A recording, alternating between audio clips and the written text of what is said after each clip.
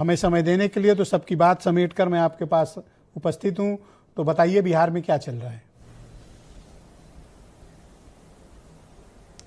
देखिए प्रशांत किशोर की आपने चर्चा की, आपने अपने बैकग्राउंड में जो तस्वीरें लगाई हैं, प्रधानमंत्री नरेंद्र मोदी के साथ नीतीश कुमार की तस्वीर लगाई है और उनके साथ लगा दी है तस्वीर आपने प्रशांत किशोर की, और एक तरफ में राहुल और तेजस्वी हैं।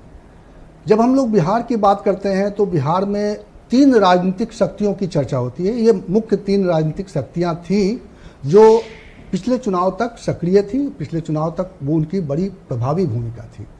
और अब इस चुनाव में क्या बदलने वाला है, 3 शक्तियां अभी भी हैं। पहली शक्ति तेजस्वी यादव, जो अगर हम 2020 के आंकड़ों के हिसाब से देखें तो जो वोट जनता ने, बिहार की जनता ने दिया था, सबसे ज़्यादा वोट तेजस्वी यादव की पार्टी आरजेडी को मिला था। उनके साथ जो लोग थे उनको भी मिला, महागठबंधन उनके साथ था।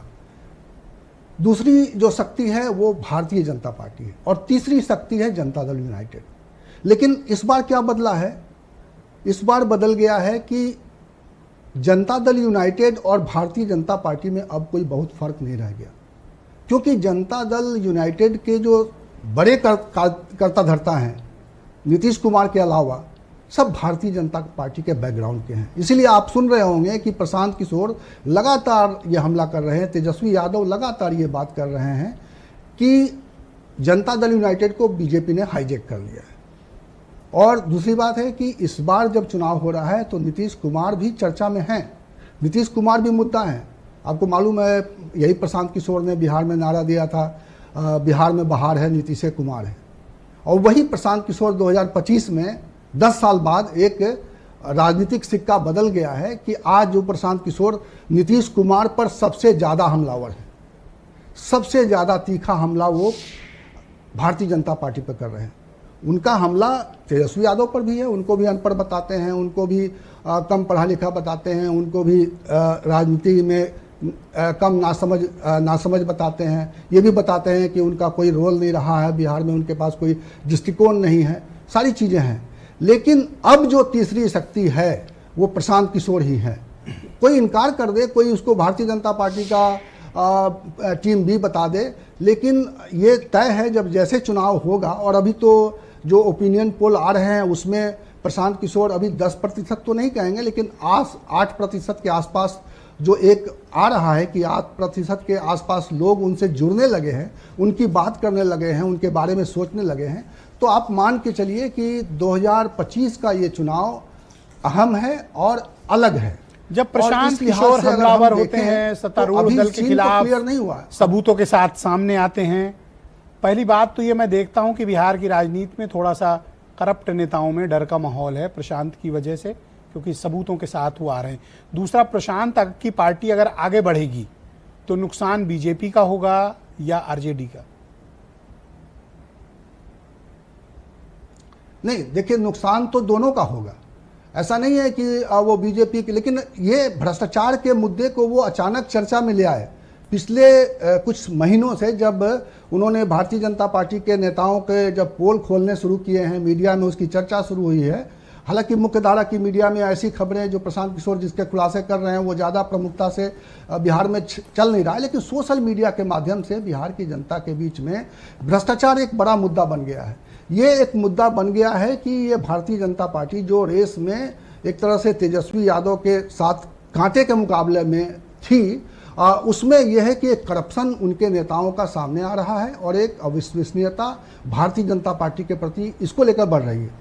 अब देखना है कि अब ये मुझे लगता है कि ये जो चुनाव का जो आप सीन क्लियर करना चाहते हैं कि ऊंट किस करवट बदलेगा बैठेगा, तो वो अभी इसलिए नहीं कर सकते क्योंकि अभी किसी ने भी अपने उम्मीदवार नहीं उतारे हैं।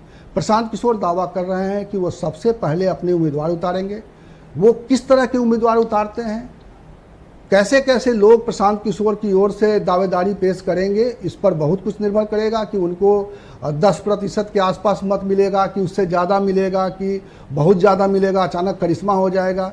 तेजस्वी यादव जो A to Z की बात करते हैं, वो कैसे कैसे लोगों को आगे करते हैं। पिछले चुनाव में वो A to Z की बात करते थे, इसकी वजह से उनके वोट बढ़े थे। उनके ऊपर ये आरजेडी के ऊपर ये टैग किया जाता है कि वो MY समीकरण से चलती है। लेकिन उन्होंने, तेजस्वी यादव ने अपनी सभाओं में A to Z वाला एक नारा दिया था और नौजवानों के लिए, बेरोजगारों के लिए नौकरी का बहुत बड़ा एक वादा था, जिसकी वजह से उनकी सभाओं में भीड़ उमड़ रही थी और जिसकी वजह से उनको, उनके वोटों में वो जो बिहार का नेतृत्व कर रहा है और वहां का रूलिंग पार्टी का हिस्सा है नीतीश कुमार, उनकी चुप्पी, उनकी खामोशी, विचारधारा से समझौता और उनका खामोश हो जाना एकदम, जेडीयू की रणनीति को कोई समझ नहीं पा रहा। क्या वो चाहते हैं कि बीजेपी मेहनत करे और जेडीयू परिणामों की फसल काटे? नहीं, देखिए, जेडीयू के बारे में जो उनके जो विरोधी कह रहे हैं, जो तेजस्वी कह रहे हैं, जो प्रशांत किशोर कह रहे हैं, एक्चुअली नीतीश कुमार के बारे में अब 24 के चुनाव में भी कुछ उनमें असर दिखाई दिया था। उनका भुलक्कड़पन कहें या फिर उनके जो भाव भंगिमाएँ थी मंच पर, सार्वजनिक मंच पर उनके जो जिस तरह के व्यवहार थे वो सब सामने आने लगे। और जिस तरह से फिर उनकी पार्टी में जो प्रमुख का पद संभाल लिया उन्होंने।